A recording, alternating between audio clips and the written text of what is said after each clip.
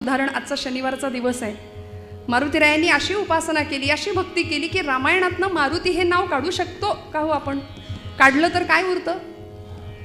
ज्या मारुतीरायांना सीतामाईंनी राज्याभिषेकाच्या प्रसंगी प्रसाद दिला होता, प्रभू रामरायांच्या समोर असे उभे होते, यादीत नाव वाचलं जात नव्हतं मारुतीरायांचं म्हणून नाराज होते, खाली मान घालून उभे आहेत. लक्ष्मण महाराजांनी यादी वाचायला घ्यावी, स्वातंत्र्य चळवळीत नव्हते, त्यांचीही नावं पुकारली गेली, पण मारुतीरायांना प्रसाद नाही. सगळ्यांना खात्री होती मारुतीरायाला प्रसाद मिळाला पाहिजे, पण ज्यावेळी नाव नाही उच्चारल्याबरोबर मारुतीराय रामांकडे पाहतायत आणि किती बालसुलभ स्वभाव असावा, मी दिसलो पाहिजे प्रभूंना म्हणून असे समोर आले जरा, आणि मारुतीरायांना बघता क्षणी रामांनी मान खाली घातली हो प्रभूंनी. मारुतीराय म्हणाले, आता माझ्याकडे बघायचं पण नाही का? ठीक आहे म्हणाले, देवा मला प्रसाद द्या, फक्त मला दुसरं काही नको, मला तुमच्या पायाखालची एखादी चुरगळलेल्या फुलाची पाकळी जरी मिळाली ना तरी मला बास आहे, पण मला प्रसाद द्या. आणि मग सीतामाई सांगतात, अहो द्या त्याला प्रसाद.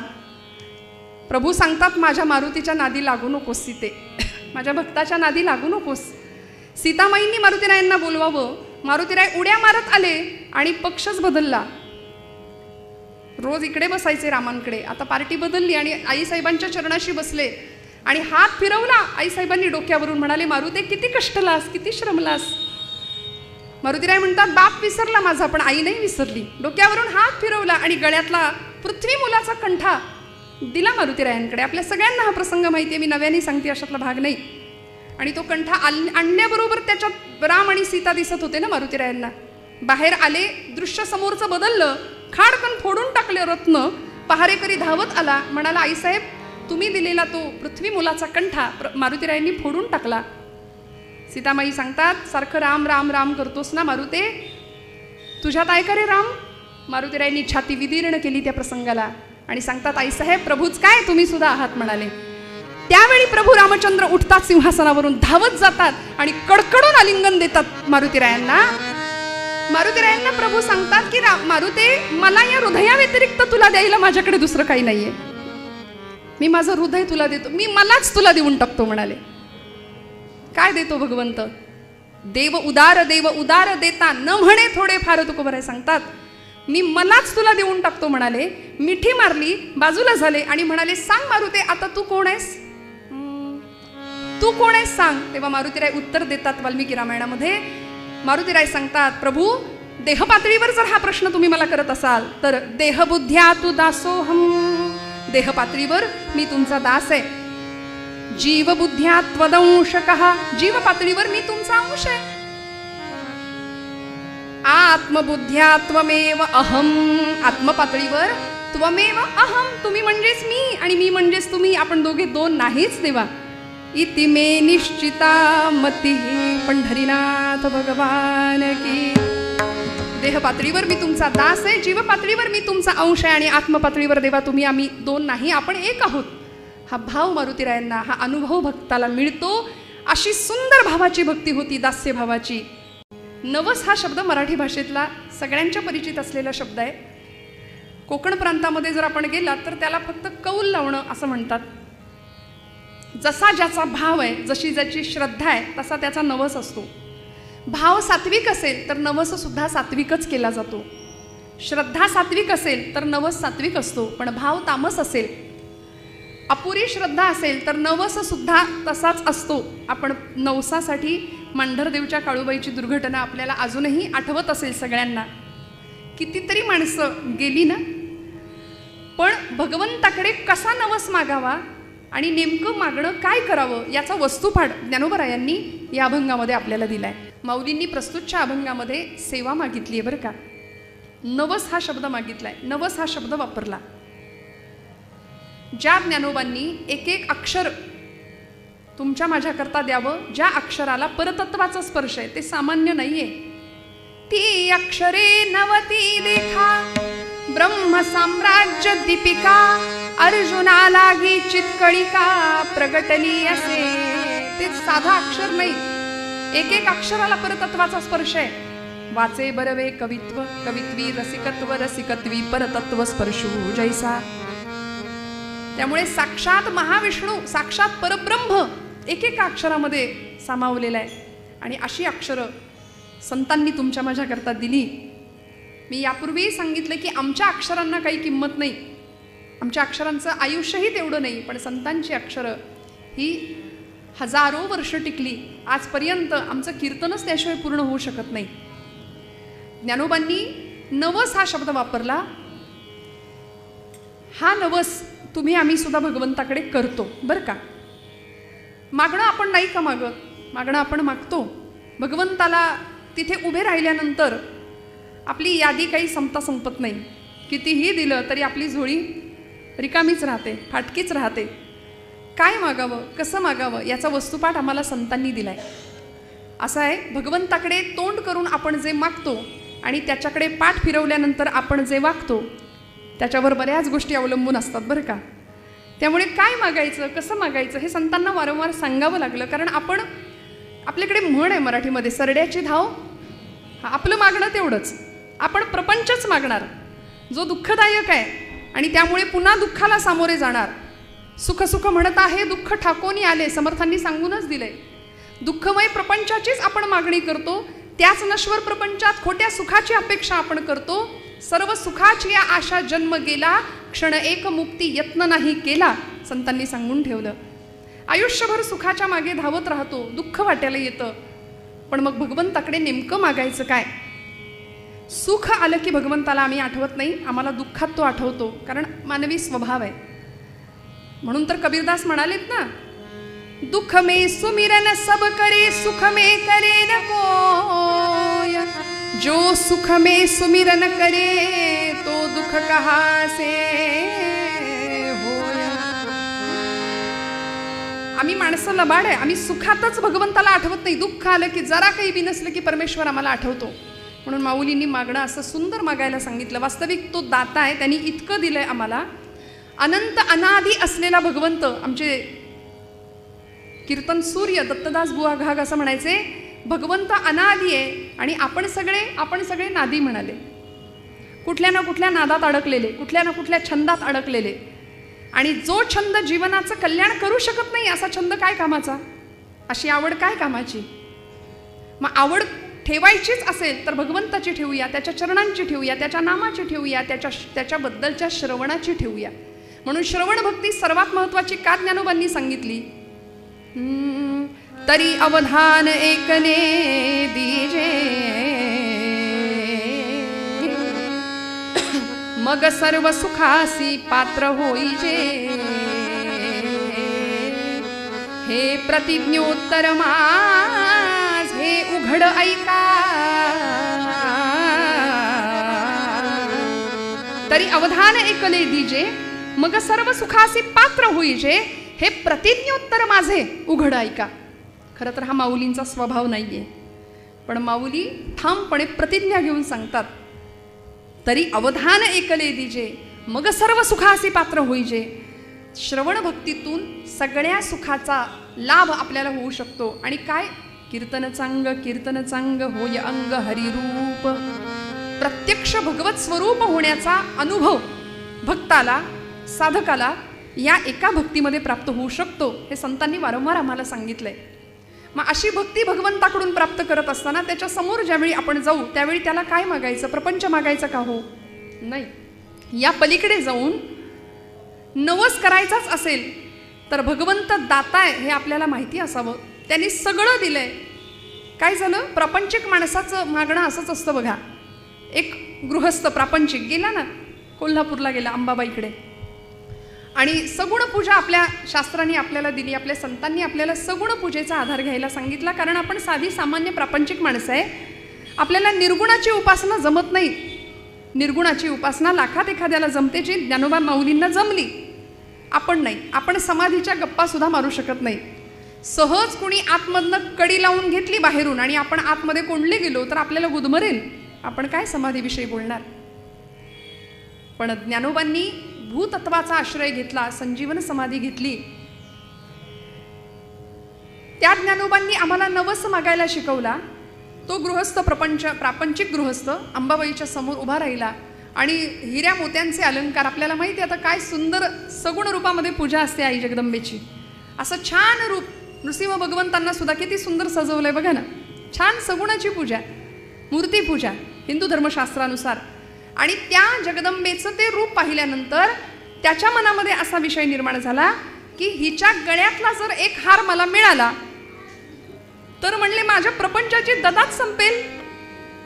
काय होईल मनात विचार यायला समोर आला आणि त्यांनी देवीला कौल लावला. तो म्हणाला, देवी तुझ्या उजव्या बाजूचं फूल खाली पडलं तर मी असं समजेन की तुझ्या गळ्यातला जो हार आहे ना तो प्रसाद म्हणून घ्यावा, आणि तुझ्या डाव्या बाजूचं फूल खाली पडलं तर मी असं समजेन तुझ्या गळ्यातला तो हार काढून घ्यावा. म्हणजे घ्यायचा एवढं निश्चित आहे. जाता जाता देवालाही शेंडी लावणारी माणसं बरीच आहेत हो अध्यात्मामध्ये. त्यामुळे अशी लबाड भक्ती भगवंताकडे काय कामाची.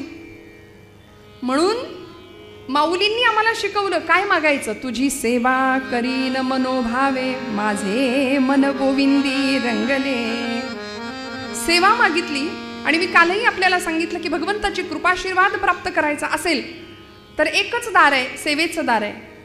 जो ज्ञानाचा कुरुठा तेथ सेवा हा दारवंटा, जो स्वाधीन करी सुभटा वळवोनी. सेवेचं दार भगवंतांच्या जवळ जाता येतं एकाच दाराने, सेवेचं दार. म्हणून माऊलींनी सेवाच मागून घेतली की मला दुसरं काहीच देऊ नको देवा, द्यायचंच असेल तर तुझी सेवा दे. आणि ती कशी दे, मनोभावे. इथे आमचं गाडी अडकते. आम्ही अध्यात्म करायला जातो, आरंभ शूरहा या न्यायाने सुरुवात तर खरं होते. उपासनेला बसतो की नाही आपण, नाम घेतलं सद्गुरूंकडून, पहिला दिवस साधनेचा उपासनेचा, नवीन बसायला आसन छान, नवीन जागा, शुचिरभूत होऊन आम्ही ध्यानाला किंवा नामस्मरणाला बसलो. आम्ही ध्यानाला बसलो तर लोकांनी म्हणावं काय ध्यान बसलंय, असं आमचं ध्यान, असं आमचं अध्यात्म. बरं, सुरुवात होते, हातामध्ये जपाची माळ असते आणि सुरुवात झाल्यानंतर श्रीराम जय राम जय जय राम किंवा रामकृष्ण हरी जे काही नाम असेल आपलं अनुसंधान सुरू होतं. 4 दिवस जातात. मनामध्ये विचार येतो की बसूनच कशाला करायला पाहिजे, उभ्यानी केलं तर जमतंय. असंही संतांनी सांगून ठेवलंय, अहो येता जाता उठत बसता कार्य करता. आम्ही बरोबर आमच्या सोयीनुसार अर्थ घेतो बरं का संत वचनांचा. चालतंय म्हणाले, येता जाता उठत बसता कार्य करता, तदा देता घेता वदनी वदता ग्रास गिळता. पंचपक्वान्नांचं ताट समोर असतं. वदनी कवळ घेता नाम घ्या श्रीहरीचे. हा श्लोक म्हणावा परंपरेनुसार, पण आपण म्हणतो सदा सर्वदा योग तुझा घडावा. आणि मग पुढे तुझे कारणी देह माझा पडावा. मग आहेच आहे, डायबिटीज आहे, शुगर आहे, सगळं आहे, बीपी आहे, हाय बीपी लो बीपी, सगळे आधी व्याधी जडतात ना. त्यामुळे परमार्थ सुद्धा असा व्हावा, आवडीनी व्हावा, सवडीनी नाही. त्यामुळे असा आरंभशूर हा म्हणून उपासनेला सुरुवात तर होते खरी. एक दिवस मनात विचार येतो बसूनच कशाला करायला पाहिजे, उभ्या उभ्या करू नामस्मरण. 4 दिवस निघून जातात. परत विचार येतो अगदी हातात जपमाळच कशाला घेतली पाहिजे, मनाची माळ ठीक आहे, मनामध्ये म्हणूया, म्हणून जपमाळ बाजूला पडली. असं नाम सुरू झालं बरं का. 4 दिवस गेले. पुन्हा मनात विचार आला की आज एखाद्या दिवशी राहिलंच तर काय बिघडते, राहू दे. बिघडत खरं तर देवाचं काही नाही, आपलं बिघडेल बिघडलं तर. एक जण म्हणाले, ताई रोज उपासना करतो, रोज भगवान शिवशंभू महादेवांना बेलपत्र अर्पण करतो, रोज न चुकता 108 बिल्वपत्र अर्पण करतो, शंकर भगवान काही पावत नाहीत. म्हणाले, तुम्ही म्हणत असाल तर देव बदलून बघू का. उपासना ही देवाला बदलण्याकरता नाही हो, तुमच्या माझ्यात अंतर्बाह्य बदल व्हावा याकरता उपासना आहे. म्हणून समर्थ म्हणाले, साधकासी सूचना उपासना उपासना, साधकासी सूचना उपासना उपासना. ही उपासना सातत्याने घडावी, ही सेवा भगवंताची सातत्याने घडावी, ही संतांची तुमच्या माझ्याकडून असलेली अपेक्षा आहे. म्हणून शब्द वापरलाय सेवा करीन मनोभावे. आपल्या आवडीचा विषय. कसा भाव पाहिजे, कशी सेवा पाहिजे. तुकोबराय सांगतात, तुका म्हणे नको वरपंग देवा, तुका म्हणे नको वरपंग देवा, तुका म्हणे नको वरपंग देवा.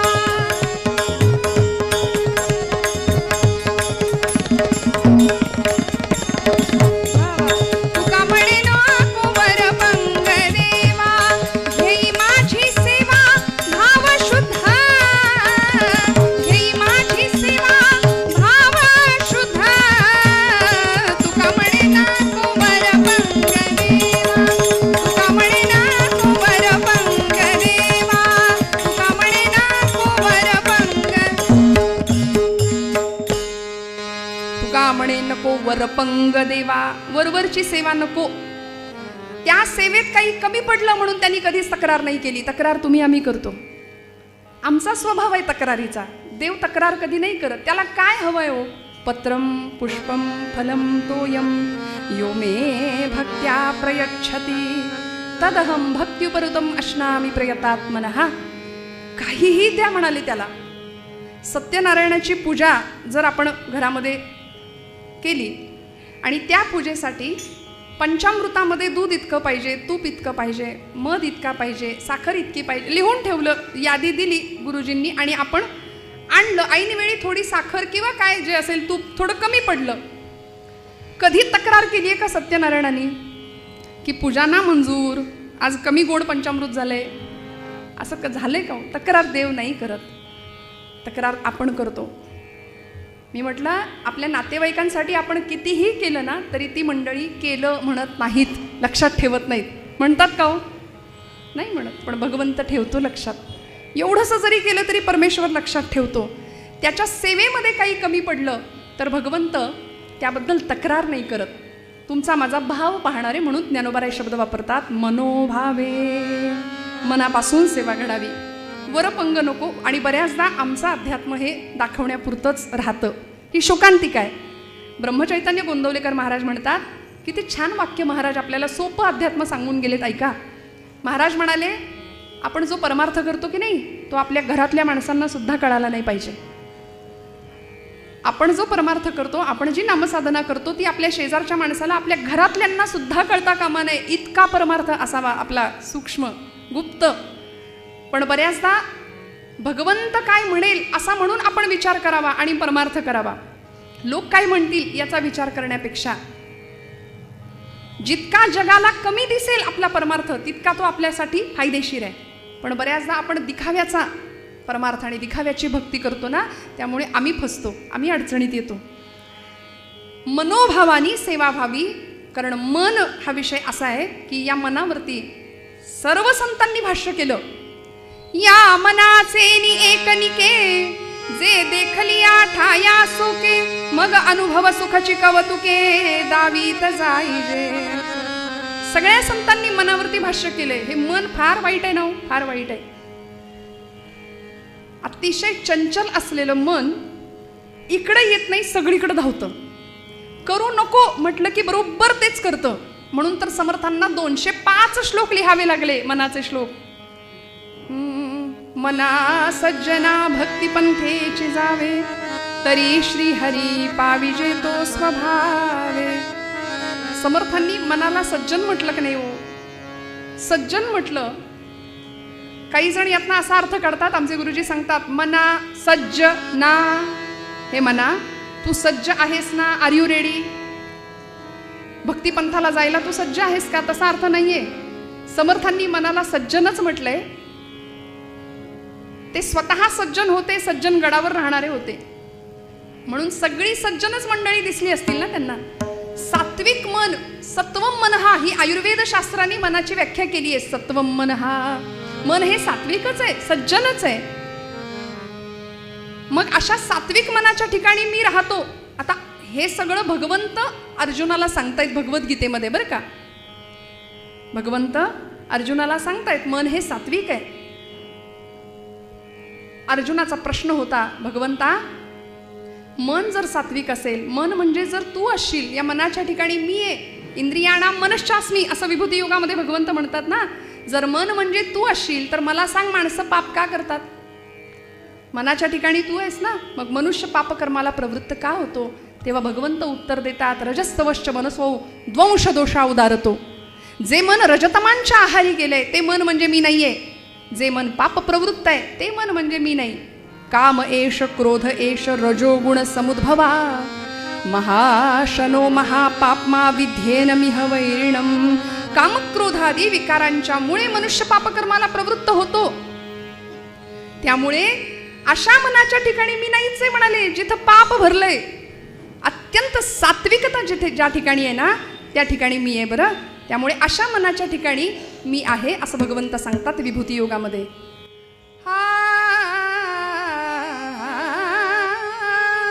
कृष्णा राम राम राम राम राघोबारे कृष्णा राम राम राम राम राघोबारे कृष्णा राम राम राम राम राघोबारे.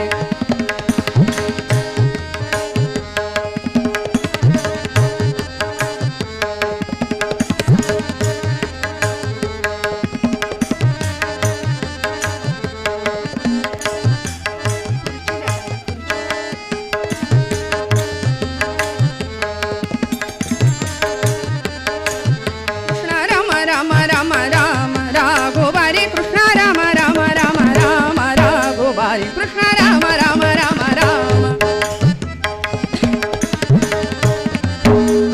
कृष्णा राम राम राम कृष्णा राम राम राम कृष्णा राम राम राम राम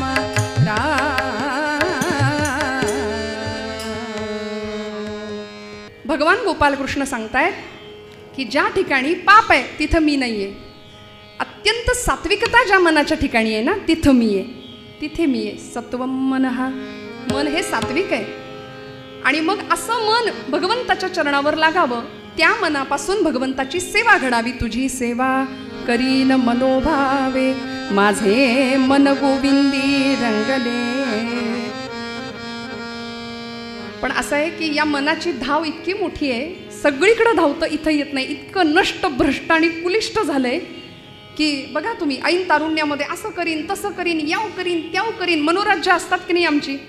बहिणा बहिणी त्याला उपमा दिली, मन वढाळ वढाळ उभ्या पिकातलं ढोर, किती हाकल हाकल फिरी येतं पिकावर.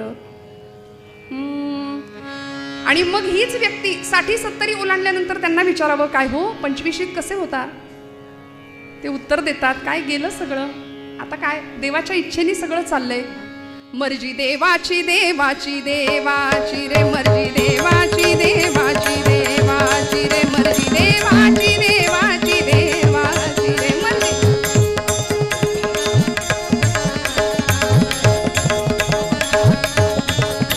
देवाची देवाची देवाची रे, मर्जी देवाची देवाची देवाची. मिथ्या धाव मनाची, हो मिथ्या धाव मनाची.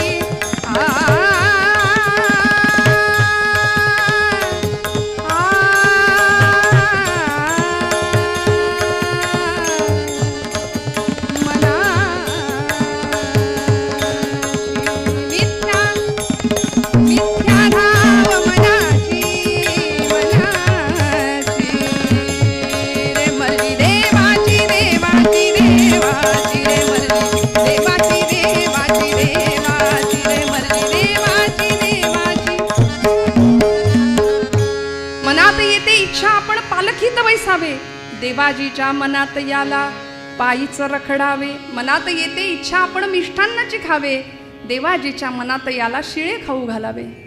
मनात येते इच्छा आपण जरतारी नेसावी, पुढचं नाही संगत सुज्ञास अधिक सांगणे न लगे. या न्यायानी ज्या मनाच्या ठिकाणी भगवंताचं अधिष्ठान आहे, जे मन सात्विक आहे, जे मन कामक्रोधादी विकारांपासून दूर आहे ना, त्या मनाच्या ठिकाणी मी आहे असं भगवंत सांगतात. म्हणून त्या भगवंताची सेवा कशी घडावी. तुझी सेवा करीन मनोभावे वो, माझे मन गोविंदी रंगले वो. तुकोबरायांनी सुद्धा भगवंताचा छंद असा लागावा असं सांगितलं. गोविंद गोविंद मना लागली या छंद, परिणाम काय होतो. मग गोविंद ते काया भेदनुरे देवातया. भगवंत आणि आपण दोन राहत नाही, सायुज्य मुक्तीचा लाभ खऱ्या भक्ताला प्राप्त होतो. कुणी मागितली हो ही सेवा. सबंध राज्यपद प्राप्त होत होतं. जगामध्ये ज्या बंधू प्रेमाचा गौरव हजारो वर्षानंतर आजही केला जातो, असे आमचे भरत. रामांवर इतकं प्रेम, जगातल्या प्रत्येक भावंडांनी या भावंडांकडे बघावं, भांडण होणारच नाही हो. इतकं प्रेम करावं आपल्या मोठ्या बंधूंवरती. आणि एवढंच नाही, ज्यावेळी कळालं ना प्रभूंना वनवासाला जावं लागलंय, त्यावेळी भरत तिथे नव्हते. प्रभू वनवासाला निघून गेले. आणि जिच्यामुळे माझ्या मोठ्या बंधूला जावं लागलं ती माझी आई जन्मदात्री. मी माझ्या पदरचं नाही सांगत, चरित्रात उल्लेख आहे. भरत आपल्या आईवरती धावून गेले होते आणि म्हणाले, मारावे तुझ वाटे, मारावे तुझ वाटे. आई, अगं आई म्हणायला लाज वाटते मला. तुला मारावंसं वाटतंय, मी तुला मारू शकतो, पण मारावे तुझ वाटे, परी म्हणतो राम राय माय तुला. माझा राम तुला आई म्हणतो ना, म्हणून नाही धावले होते भरत आपल्या आईवरती. इतकं प्रेम. आणि गेले ना हो मागे शोधायला भगवंतांना भेटायला. काय प्राप्त केलं? काय प्राप्त केलं? प्रभूंच्याकडून काय मागितलं?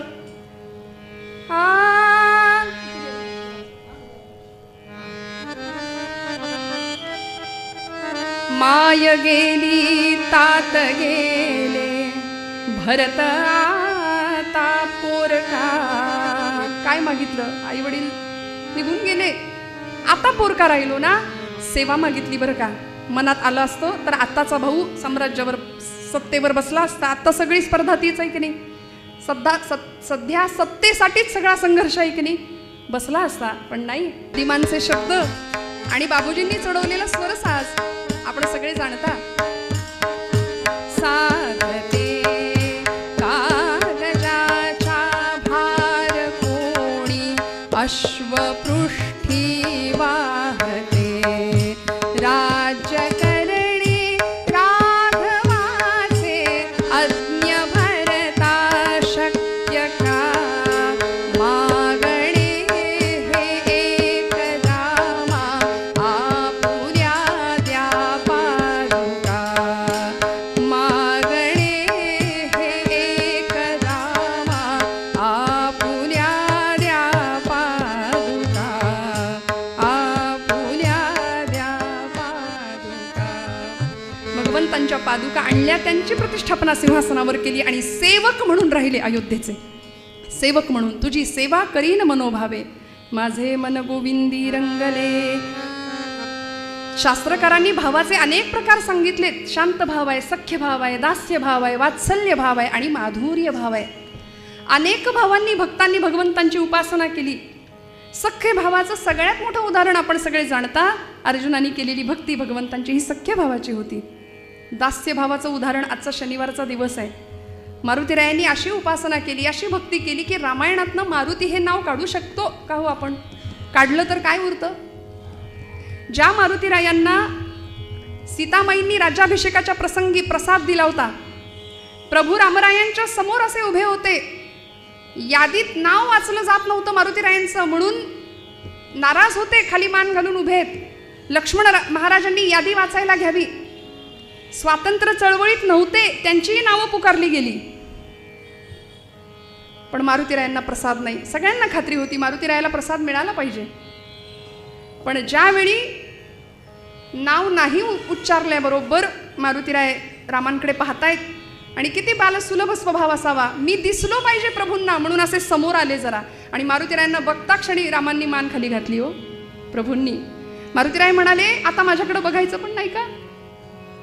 ठीक आहे म्हणाले, देवा मला प्रसाद द्या, फक्त मला दुसरं काही नको. मला तुमच्या पायाखालची एखादी चुरगळलेल्या फुलाची पाकळी जरी मिळाली ना तरी मला बास आहे, पण मला प्रसाद द्या. आणि मग सीतामाई सांगतात, अहो द्या त्याला प्रसाद.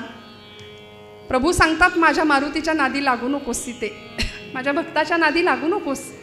सीतामाईंनी मारुतीरायांना बोलवावं. मारुतीराय उड्या मारत आले आणि पक्षच बदलला. रोज इकडे बसायचे रामांकडे, आता पार्टी बदलली आणि आईसाहेबांच्या चरणाशी बसले आणि हात फिरवला. आईसाहेबांनी डोक्यावरून म्हणाले, मारुते किती कष्टलास, किती श्रमलास.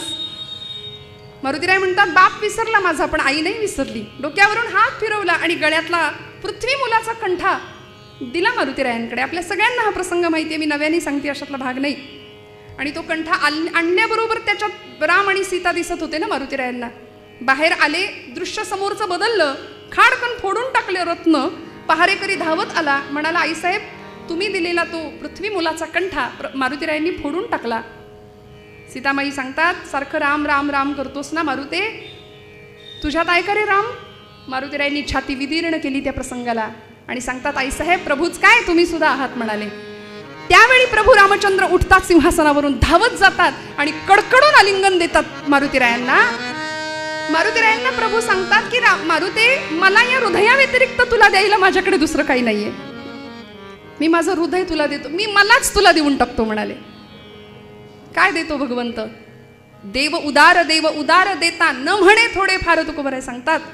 मी मलाच तुला देऊन टाकतो म्हणाले. मिठी मारली, बाजूला झाले आणि म्हणाले, सांग मारुते, आता तू कोण आहेस? तू कोण आहेस सांग. तेव्हा मारुतीराय उत्तर देतात वाल्मिकी रामायणामध्ये. मारुतीराय सांगतात, प्रभू, देह पातळीवर जर हा प्रश्न तुम्ही मला करत असाल तर देहबुद्ध्या तू दासोहम, देह पातळीवर मी तुमचा दास आहे.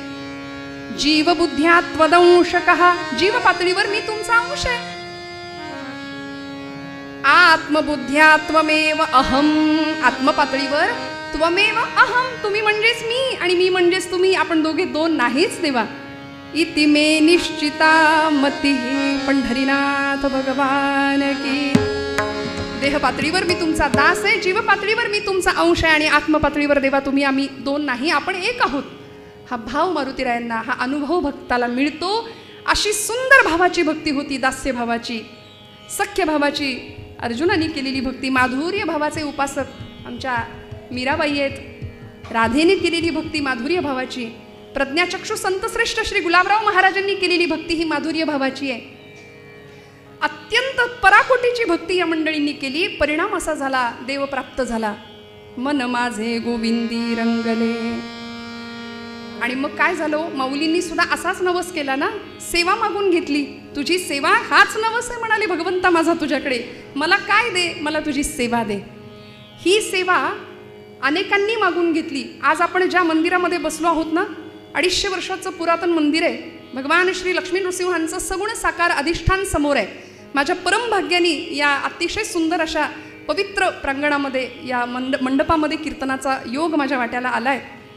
परमादरणीय अद्वैत दादा असतील, अभिजित दादा असतील, संपूर्ण जोशी कुटुंब असेल, की या भगवान लक्ष्मी नृसिंहांच्या सगुण रूपातली ही जी मूर्ती आहे ती कशी आली याचा जर इतिहास आपल्या सगळ्यांना कदाचित माहिती असेल, पण आपण जर जाणून घ्यायचा प्रयत्न केला तर आपण अवाक होतो.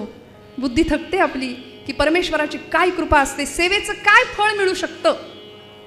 गणेश भट्ट जोशींनी, त्यांच्या पूर्वजांनी, या घराण्यातल्या पूर्वजांनी ही मूर्ती दृष्टांत व्हावा भगवंतांचा आणि वाराणसीहून थेट पुण्यामध्ये इथे पेठेमध्ये भगवंतांनी प्रतिष्ठित व्हावं, ही केवढी मोठी कृपा आहे. बरं, मूर्ती सुद्धा इतकी सगुण, इतकी सुंदर आहे. कारण आपण नेहमी नरसिंहाचं रूप असं पाहतो की जे अक्राळ विक्राळ आहे, रागीट स्वभावातलं, पण आपण मूर्तीकडे पहा, किती वात्सल्य त्या मूर्तीमध्ये आहे. आणि असं सुंदर स्वतः भगवंत सगुण रूपामध्ये साकार होतात. निर्गुण निराकार असलेलं ब्रह्म तुमच्या माझ्याकरता अवतरतं का? सेवेचं फळ आहे. बरं, हे सेवेचं फळ आहे. स्वराज्याच्या कामामध्ये सुद्धा अशी सेवा आम्हाला पाहायला मिळाली. रायगडाचं पूर्ण बांधकाम केल्यानंतर हिरोजी इंदलकर शेवटी पायरीवर आपलं नाव लिहितात, सेवेचे ठाई तत्पर हिरोजी इंदलकर. याला म्हणायचं सेवा. कारण अशी सेवा ज्ञानोबाराय मागून घेतात. तुझी सेवा करीन मनोभावे, माझे मन गोविंदी रंगले. शेवटचं चरण आहे, बाप रखुमा देवीवरू विठ्ठले वो, चित्त चैतन्य चोरून नेले वो, तुझी सेवा करीन मनोभावे. चित्ताला मिळणारी चैतन्याची अत्यंत सुंदर अनुभूती आपण काल ऐकल्या ना. सलोकता, समीपता, स्वरूपता आणि सायुज्यता या 4 मुक्तींचं वर्णन आपण ऐकलं. साक्षात भगवत स्वरूप होणं ही सायुज्य मुक्ती आहे. मला एका प्रश्नाचं उत्तर द्या, नदीचं मूळ स्वरूप कुठलं हो? आपण जागे आहेत ना सगळे? नदीचं मूळ स्वरूप कुठलं? हां, नदीचं मूळ स्वरूप समुद्र, बरोबर ना. पाण्याच्या, सूर्याच्या उष्णतेने समुद्राच्या पाण्याची वाफ होते. ती वाफ हलकी असल्या कारणाने वर जाते. तुम्ही म्हणाल ताई भूगोलाचा आता वर्ग घेता की काय आमचा, पण आपल्या सगळ्यांना माहिती आहे ती वाफ वर जाते, हलकी असल्या कारणाने वर जाते. ढग तयार होतात, थंड प्रदेशात अडवले जातात. थंड प्रदेशामध्ये ते मेघ आले की पर्जन्यवृष्टी होते. सगळा पाऊस पडतो डोंगर कपाऱ्यांमधून, कड्या कपाऱ्यांमधून वाहत वाहत वाहत वाहत सपाट भूप्रदेशावर ज्यावेळी ते पाणी येतं त्यावेळी ते धारण करतं रूप नदीचं. आणि मग आपण काय म्हणतो? संथ वाहते कृष्णामाई, तीरावरल्या सुख दुःखांची जाणीवती जरा नाही.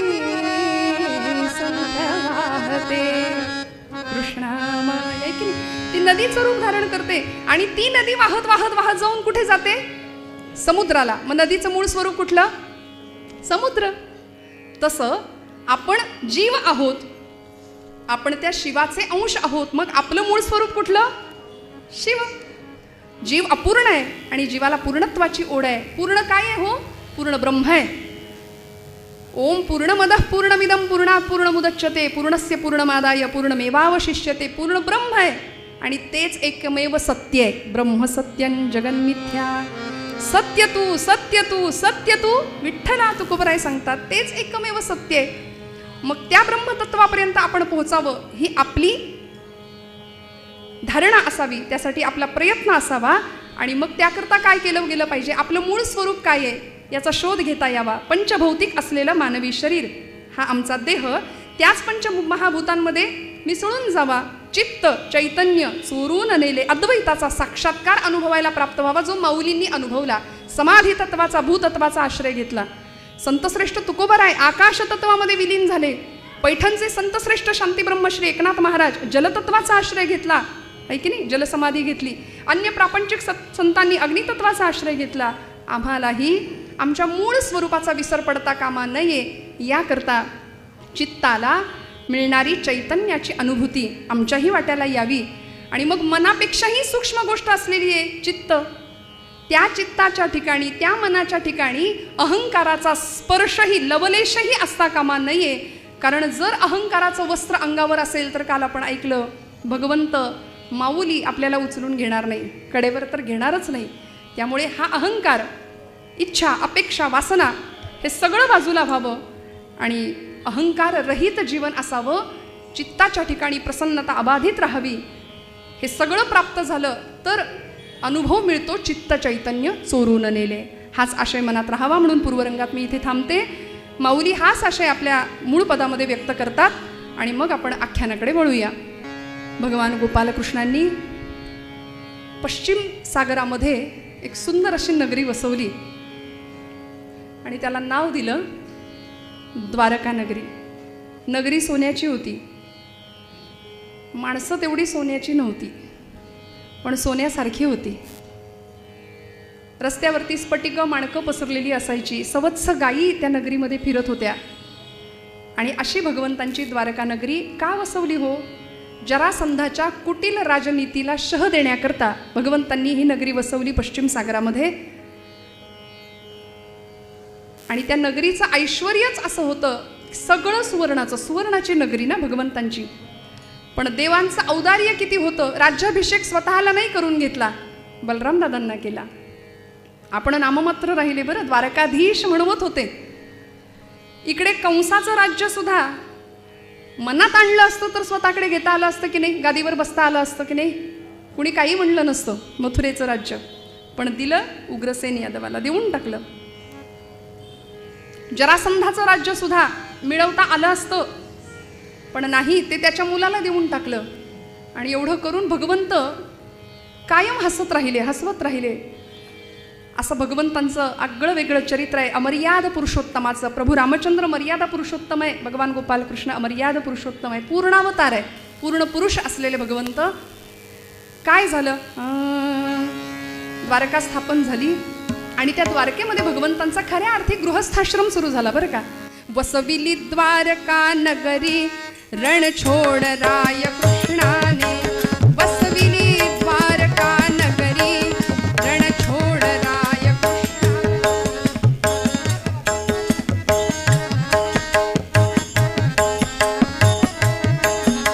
कृष्णाच्या दिव्य यशाने दश दिशा उजळुनी गेल्या. कृष्णाच्या दिव्य यशाने संसार वृक्ष फुलविला. रुक्मिणी सत्यभामेने इंद्राच्या मदतीसाठी धावला स्वये जगजेठी. भामेला धरुनी हाती नरकासुरवध हो झाला. प्राजक्त अंगणी फुलला नरकासुरवध हो झाला. प्राजक्त अंगणी फुलला. गोपालकृष्णांच्या पराक्रमाला दाही दिशांमध्ये या पराक्रमाची चर्चा व्हायला लागली. स्वतःच्या असामान्यत्वाचं ओळख भगवंतांनी खरं तर गोकुळात असल्यापासूनच द्यायला सुरुवात केली होती. आणि ज्यावेळी भगवंत द्वारकेमध्ये आले. यापूर्वी मथुरेमध्ये भगवंतांनी आधी कंस संपवला, आहे की नाही.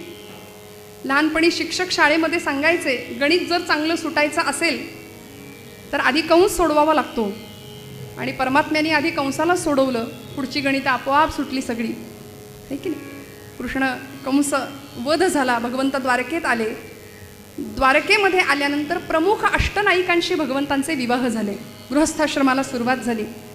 आणि याच वेळी एक घटना अशी घडली, आर्यावर्तातल्या सबंध स्त्रिया अष्टनायिकांशी भगवंतांचा विवाह तर झालाच, पण त्याचबरोबर नरकासूर उर्फ भौमासूर नावाचा दैत्य स्वर्गावर चालून गेला. आणि मग इंद्रानी भगवंतांची मदत मागितली. युद्ध शास्त्राच्या नियमानुसार भगवंतांनी इंद्राला मदत करायचं ठरवलं. जो आलाय त्याला मदत केली पाहिजे. आणि त्या मदतीसाठी भगवंत या युद्धावर गेले. रात्रीचा घनघोर युद्ध झालं, रात्रीच्या अंधकारामध्ये. आणि आपण सर्व जाणता नरकासुराशी भगवंतांचं झालेलं युद्ध हे मध्यरात्रीचंच झालंय. या युद्धामध्ये भगवंतांची एक राणी होती भगवंतांच्या सोबत. काय हो, कोण हो? सत्यभामा. सत्य, भा आणि मा. जिथं सत्य आहे तिथे विजय आहे, जिथे भा म्हणजे प्रतिभा आहे तिथे विजय आहे, आणि मा म्हणजे जिथे लक्ष्मी आहे तिथे विजय आहे. त्यांचा युद्धातला पायगुण अत्यंत चांगला होता, आपण ऐकलं. त्यामुळे सत्यभामा देवी म्हणायच्या, काय लुटूपुटूची लढाई खेळताय, असं युद्ध कौशल्य होतं. आणि त्या युद्धामध्ये त्यांनी दाखवलेला पराक्रम, भगवंतांचा विजय झाला. आणि त्या युद्धामध्ये इंद्रानी एक स्वर्गीय वृक्ष सत्यभामेला भगवंतांना देऊ केला भेट म्हणून, पारिजात, प्राजक्त. आणि तो वृक्ष घेऊन भगवंत आले आपल्या द्वारकेमध्ये. काय गंमत आहे बघा. आपण नरक चतुर्दशी साजरी करतो, दिवाळी. रात्रीचं घनघोर अंधारात झालेलं ते युद्ध, त्या युद्धामध्ये नरकासुराच्या तावडीतनं सोडवलेल्या 16,100 स्त्रिया बंदिवासातनं भगवंतांनी सोडवल्या. या स्त्रियांना स्वतःची माणसं सुद्धा स्वीकारेनात. व्यभिचारी नजरेने सगळा समाज पाहायला लागला. त्यावेळी या स्त्रिया भगवंतांच्या समोर आल्या. सत्यभामेला सांगतात, आम्हाला देवाला पाहायचंय. सत्यभामाबाई म्हणतात, आमच्या यांचा रंग इतका पक्का आहे की तो रात्रीच्या अंधकारात काही दिसणार नाही. मग काय करूया, आम्ही सोय करतो म्हणाले. म्हणून प्रत्येक स्त्रीनी प्रत्येक हातामध्ये दिवे घेतले, अशा ओळीने उभ्या राहिल्या. हातामध्ये दीप घेऊन, आवली म्हणजे ओळ, आणि ती दीपावली आपण जी साजरी करतो ते पराक्रमाचं दर्शन आहे. भगवंतांनी केलेल्या पराक्रमाला ओवाळलंय. मी कधी कधी गमतीने आपण म्हणते, आपण का ओवाळतो? भगवंतांनी पराक्रम केला, ते पराक्रमाचं दर्शन होतं, नाही का? पण असते की नाही अपेक्षा, हो ओवाळावं अशी अपेक्षा असते की नाही सगळ्यांची? पण मला असं नेहमी सांगावं असं वाटतं की पाडवा झाल्यानंतर काही दुसऱ्याच दिवशी लक्ष्मीपूजनाचा सुद्धा दिवस असतो. मी पुरुष वर्गाला असंच नाही अगदी सांगणार की हातामध्ये ताट घेऊन ओवाळाच घरातल्या लक्ष्मीला, पण निदान ती घरातली लक्ष्मी आहे, हो ना? मग ती कन्या रूपानी आहे, आई रूपानी आहे, आपली सून म्हणून आहे, अनेक रूपांनी ती लक्ष्मी रूपानीच घरामध्ये स्थित आहे, याची जाणीव ठेवली तरी भरपूर आहे ना. भगवंत किती छान सांगतात बघा या निमित्ताने. या प्रसंगामध्ये 16,100 स्त्रियांचं पतित्व भगवंतांनी स्वीकारलं. काळजी करू नका म्हणाले, आजपासून मी तुमचा पती. सगळ्यांचा स्वीकार केला भगवंतांनी, सगळ्यांची जबाबदारी घेतली. आणि भगवंत म्हणतात, मला जगाने काहीही म्हटलं तरी फरक नाही पडत. तुम्ही मला भोगी म्हणा किंवा त्यागी म्हणा, मी कर्मयोगी आहे. आणि भगवंतांनी या सगळ्यांचा भारी या स्वरूपात स्वीकार केला. भगवंत द्वारकेला आले. भागवतामध्ये वर्णन आहे, एकाच मुहूर्तावर या सगळ्या स्त्रियांशी भगवंतांनी विवाह केला. आणि अशा प्रकारे भगवंत 16,108 राण्यांचा पती. आणि आता भगवंतांचा हा गृहस्थाश्रम चालू आहे बरं. आणि एक दिवस असं झालं, द्वारकेचा दरबार संपला, सगळे यादववीर मंत्री निघून गेले आणि भगवंत एकटेच बसलेले आहेत, अस्वस्थ बरं का. गृहस्थाश्रमाचं दुःख किंवा प्रपंचाचं दुःख भगवंताला सुद्धा चुकलेलं नाही, देवही सुटलेला नाही त्यातून. त्यामुळे अत्यंत व्यापलेल्या अवस्थेमध्ये, हताश झालेल्या अवस्थेमध्ये भगवंत त्या द्वारकेच्या सभागृहामध्ये, दरबारामध्ये बसलेले आहेत, सिंहासनावर विमानस्क अवस्थेमध्ये. कुणीतरी मला या कटकटीतनं सोडवलं पाहिजे म्हणाले. कारण झालं होतं असं की जो प्राजक्त वृक्ष भगवंतांनी आणला होता ना, तो प्राजक्त आपल्या सत्यभामेच्या अंगणात लावला होता खरं, पण त्याची सगळी फुलं पडायची रुक्मिणीच्या दारात. आणि भगवंत घरचा आहेर मिळायला लागला हो देवांना रोजचा. सत्यभामाबाईंकडून. बरं, सत्यभामेच्या भक्तिप्रेमामध्ये शंका होती का? तर अजिबात नाही. फक्त त्या प्रेमाला थोडासा असूयेचा तंतू चिकटला होता, मत्सराचा तंतू चिकटला होता, अहंकाराचा स्पर्श झाला होता, तो दूर करायचा होता. रोज ती फुलं रुक्मिणीच्या महालाच्या बाहेर पडायची आणि रुक्मिणी भोळी आई जगदंबा साक्षात आदिशक्ती रोज त्या पारिजातकाच्या फुलांचा मस्त हार करायची आणि तो भगवंतांच्या गळ्यात घालायची.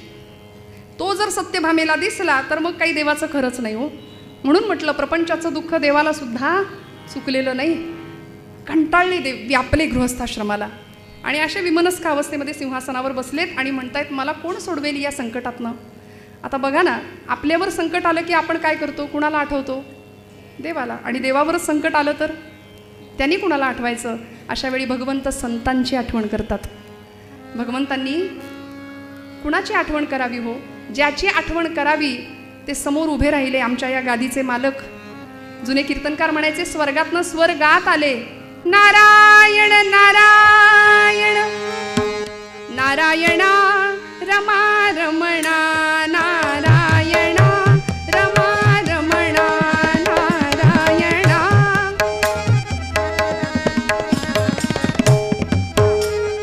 कर गोविंदा रे फलसागर गोविंदा. देवर्षी नारदांची स्वारी आली.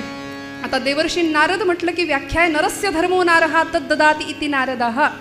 माणसाला त्याच्या धर्माची जाणीव करून देणारे ते देवर्षी आहेत. पण आपण दुर्दैवानी आमचे सगळे कीर्तनकार प्रवचनकार सांगतात नारदांनी काय केलं? सगळीकडे कळ लावली म्हणाले. कळ लावे नारद.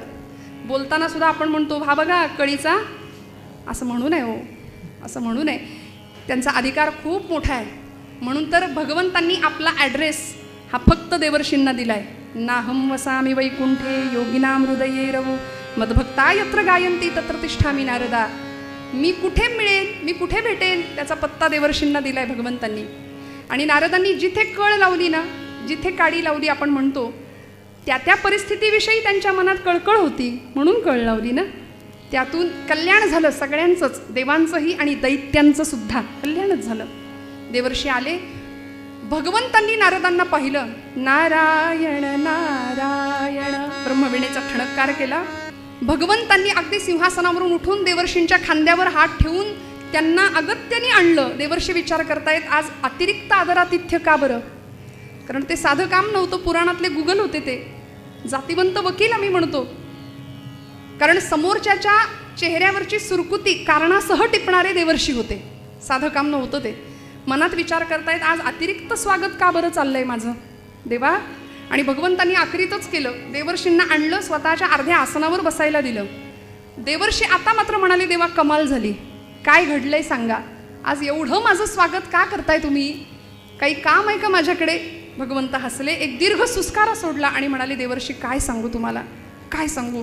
कधी कधी म्हणाले पराक्रम असा मुळावर येतो आणि मिळणाऱ्या भेटींमुळे संबंधात गाठी निर्माण होतात. कंटाळलोय म्हणाले, गृहस्थाश्रमाला कंटाळलोय, व्यापलोय, सोडवा मला या संकटातनं. झालंय तरी काय? भगवंतांनी सगळं सांगावं. असं असं ते युद्ध झालं. त्या युद्धामध्ये तो प्राजक्त वृक्ष इंद्राने दिला काय, तो सत्यभामेच्या महालासमोर आणून लावला काय, त्याची फुलं रोज रुक्मिणीच्या अंगणात पडतात. माझी रुक्मिणी मुलखाची भोळी रोज मला त्या फुलांचा हार करून गळ्यात घालते, तरी मी आठवणीने काढायचं म्हणजे काढतो, काढून ठेवतो. पण एखाद्या दिवशी जर विसरलोच तर मला सत्यभामेचा आहेर मिळतो घरचा. काय सांगू नारदा, मला सोडवा या संकटातून. देवर्षी म्हणाले देवा कमाल आहे तुमची. तुमच्या अंतःपुरातल्या गोष्टी, तुम्हा प्रापंचिकांच्या अडचणी माझ्यासारख्या ब्रह्मचार्याला तुम्ही विचारताय, हा केवढा विनोद आहे. तरी सुद्धा म्हणाले नारदा तुम्हीच काहीतरी करा. नारद म्हणाले ठीक आहे देवा करतो. फक्त म्हणाले एक नाटक करावं लागेल. आपल्याकडे वेळ कमी आहे, उरलेल्या 15 मिनिटात आपल्याला नाटक करायचं आहे. हां, एक नाटक करावं लागेल. भगवंत म्हणाले देवर्षी मला नाटक काही नवीन नाही, मी लहानपणापासून तेच करत आलो आहे, माझ्या आवडीचा विषय आहे, पटकन सांगा काय ते. देवर्षी म्हणाले देवा एकच करावं लागेल, मी निरोप दिला की फक्त तिथे या, बाकी सगळं मी बघतो. देवर्षी निघाले आणि येता येता सत्यभामेच्या महालाच्या समोर आले. आपण आलोय हे तिला कळावं, आपली वीणा वाजवली. नारायण नारायण धादिना धातुना धादिना नारायण नारायण नारायण नारायण. नाम तुझे अति पावन, नाम तुझे अति पावन नारायण.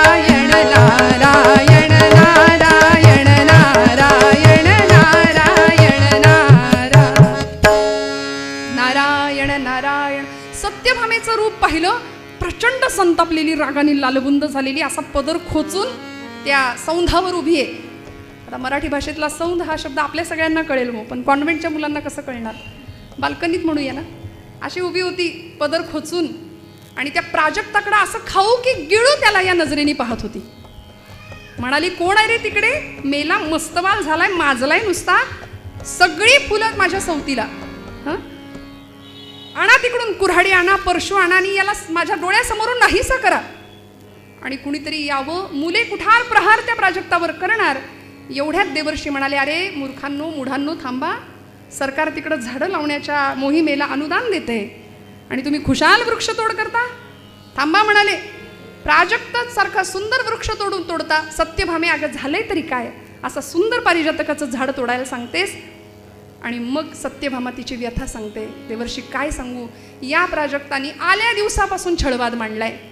सगळी फुलं माझ्या त्या रुक्मिणी ताईंच्या दारात पडतात. भगवंतांना त्या रोज त्या फुलांचा हार मिळतो आणि मला काय काय म्हणणं आहे तुझं? देवर्षी सांगतात, सत्यभामे काय एवढी नाराज आहेस, काय म्हणणं आहे तुझं, खरं सांगू का? सत्यभामा म्हणते, देवा मज मनी हाची भावो. हरिविजय ग्रंथामध्ये श्रीधर कवींनी फार सुंदर या प्रसंगाचं वर्णन केलंय. सत्यभामेच्या भक्तिप्रेमाबद्दल संशय नव्हता, पण काय भाव होता? मज मनी हाची भावो, जन्मोजन्मी कृष्ण लवला भो. पावावया सुगम पावो, व्रत तपे की दाने.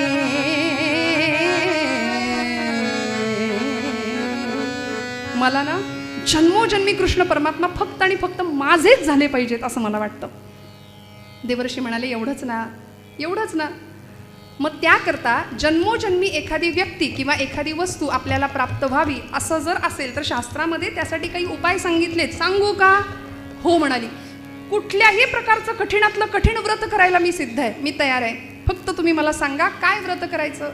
दानधर्म करायला तयार आहे, पूजा अर्चा करायला तयार आहे. देवर्षी म्हणाली, एवढं काही नाही, फक्त एक संकल्प करायचा की जी व्यक्ती किंवा जी वस्तू जन्मोजन्मी आपल्याला प्राप्त व्हावी असं वाटतं त्या व्यक्तीचं, त्या वस्तूचं या जन्मात दान करायचं.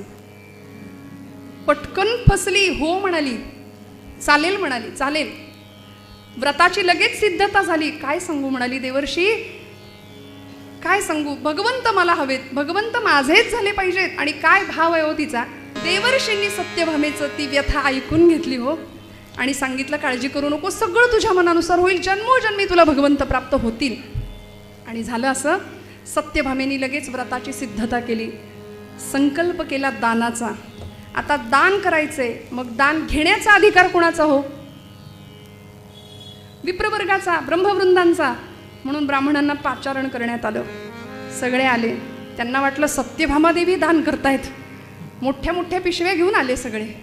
सुवर्णाची द्वारका नगरी आहे, सत्यभामा स्वतः दान करतायत, मग काय कमी आहे? आल्यावर कळलं की दानात काय घ्यायचंय, कुणाला घ्यायचंय. परमात्मा गोपालकृष्णाला दानात घ्यायचंय. परमात्मा गोपालकृष्णाला दानात घ्यायचे हे कळल्याबरोबर सगळे मागे सरकले हो, सगळे मागे सरकले. श्रीधर कवी सांगतात, विप्र म्हणती तो गोवळा पूर्ण, आम्ही ब्राह्मण सोवळे.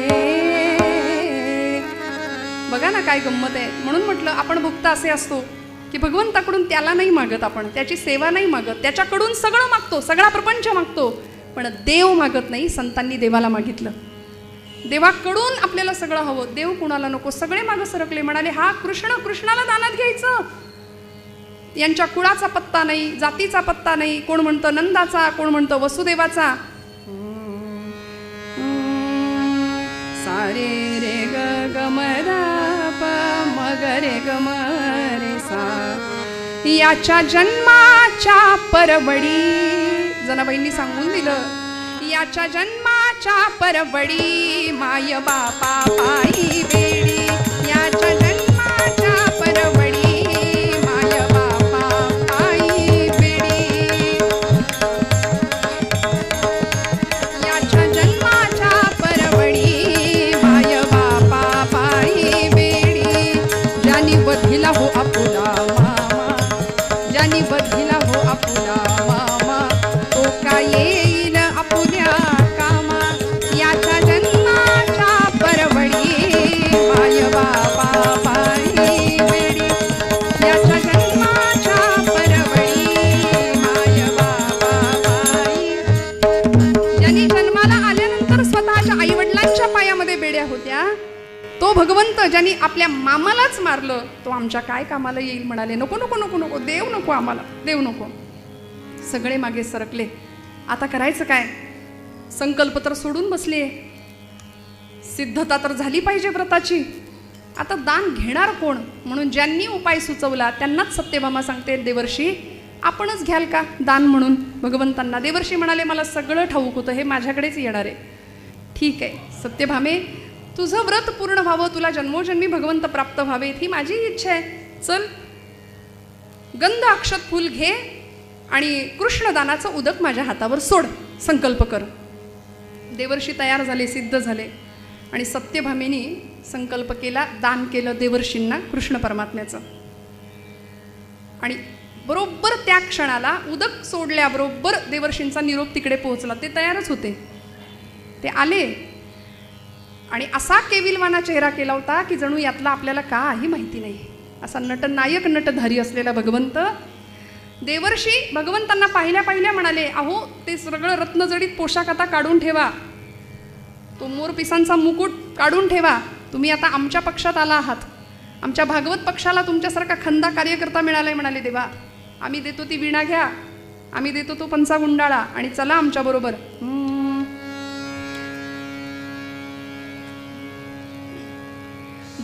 भगवंतांनी देवर्षींची हाक ऐकावी आणि अगदी केविलवानं तोंड करून नारदांच्या समोर जायला सुरुवात करावी.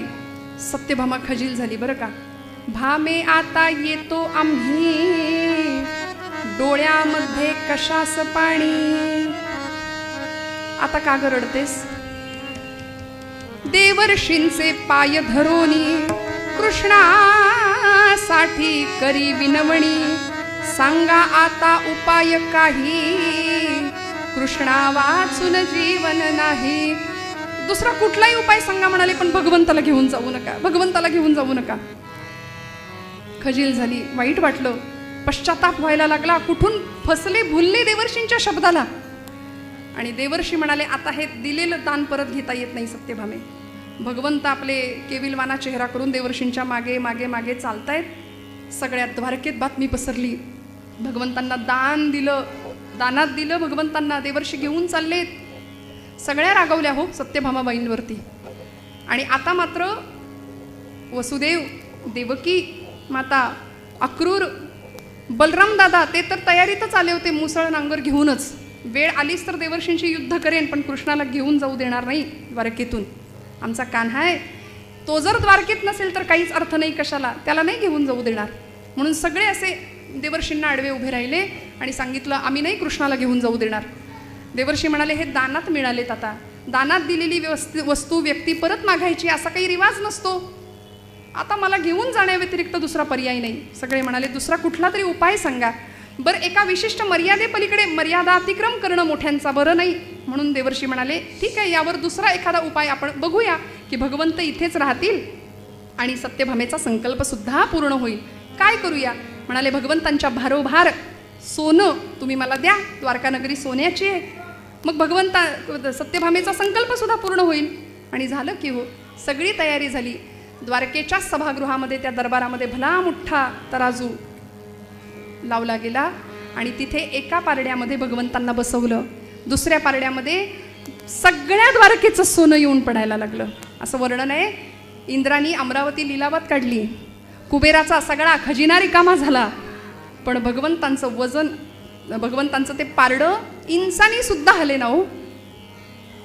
त्रिभुवनाचं श्रीमंत होतं एका पारड्यामध्ये आणि दुसऱ्या पारड्यामध्ये सगळं सुवर्ण द्वारकेतलं येऊन पडतंय. आणि अशा वेळी इंचानी सुद्धा भगवंतांचं पारडं हले ना. सत्यभामेने आपला सगळा महाल रिकामा केला.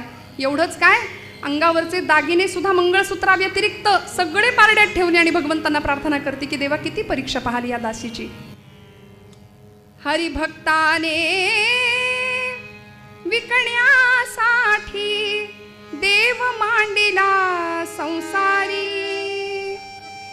धनिकांनो धन घेऊन या भरलेल्या या बाजारी, या धनिकांनो धन घेऊन या भरलेल्या या बाजारी.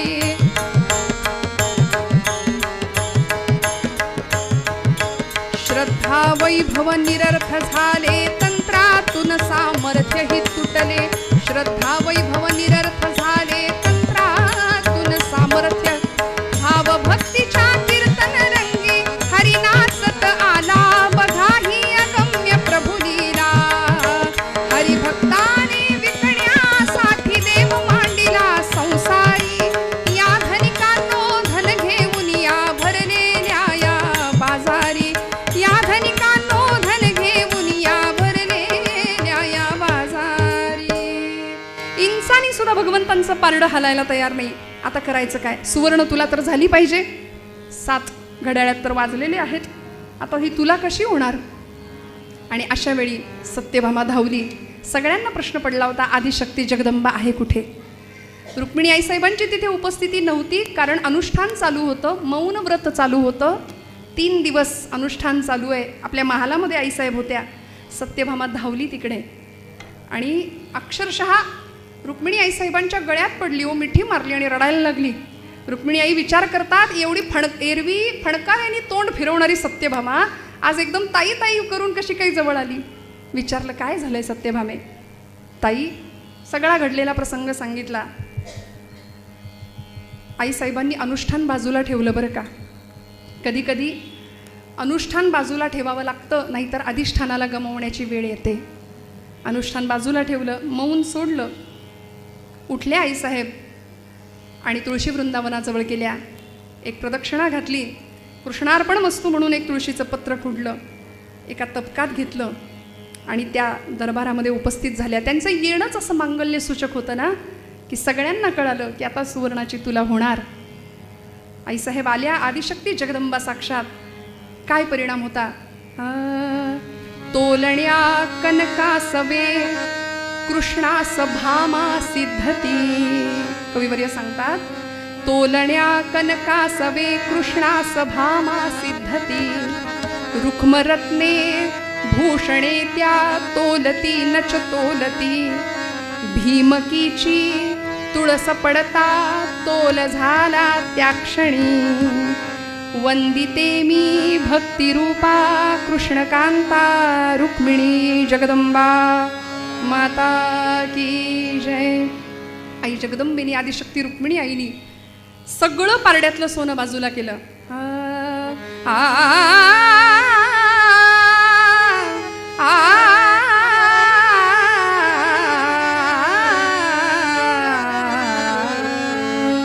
पारड्यातलं सगळं सोनं बाजूला केलं आणि महासती वृंदेच्या पातिव्रत्याचं अतुलनीय वजन ज्याच्यामध्ये सामावलेलं होतं असं एक तुळशीचं पत्र एका पारड्यामध्ये ठेवलं की परिणाम असा झाला, आदिशक्तीने भक्ती तत्वते,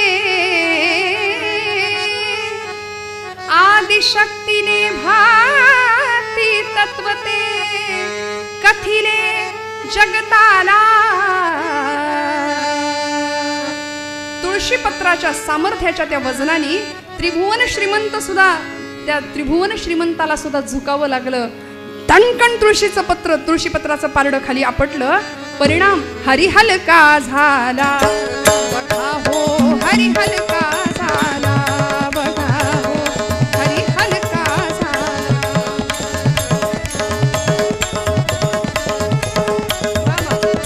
आदिशक्तीने भक्ती तत्वते कथिले जगताला.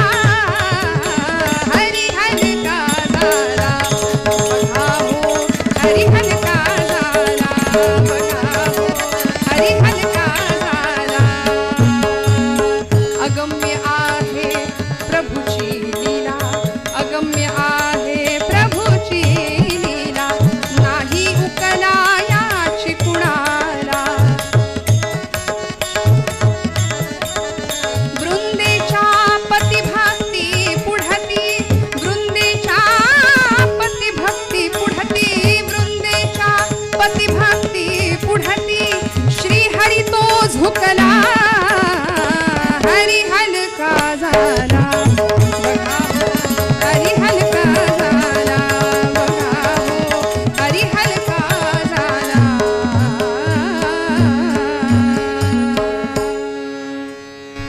सती वृंदेचं पावित्र्य पातिव्रत्य त्यामध्ये सामावलेलं होतं. त्रिभुवनाचं श्रीमंत असलेलं वैभवसुद्धा त्यासमोर झुकलं आणि परिणाम सत्यभामेला खऱ्या अर्थी उपरती झाली की भगवंताला मागायचं असेल तर त्याची सेवा होणं महत्त्वाचं आहे. अंतःकरणामध्ये अहंकाराचा स्पर्श नको, असूया नको, मत्सर नको. ही सगळी पट जेव्हा बाजूला होतील ना तेव्हा भगवंत आपल्याला जवळ करेल. आपल्याही आयुष्यामध्ये असा अनुभव प्राप्त व्हावा ही ज्ञानोबरायांची इच्छा आहे. आणि म्हणूनच आम्ही प्रापंचिक माणसं भगवंताच्या समोर जातो, त्याला मागतो प्रपंचच. या पलीकडे जाऊन लौकिकातलं न मागता अलौकिक आणि परमार्थाचं पारलौकिक महाधन आपल्यालाही प्राप्त व्हावं याकरता ज्ञानोबराय आपल्यासमोर आदर्श घालतात की देवाकडे काय मागावं. आज 6 दिवसांच्या या कीर्तन मालिकेमध्ये आजची समारोपाची कीर्तन सेवा आपल्या सगळ्यांच्या आशीर्वादाने भगवान श्री लक्ष्मी नृसिंह महाराजांच्या चरणी समर्पित करते. सगळ्यांच्या चरणी कृतज्ञताभाव व्यक्त करते आणि झालेली सेवा भगवंताच्या चरणी समर्पित करते.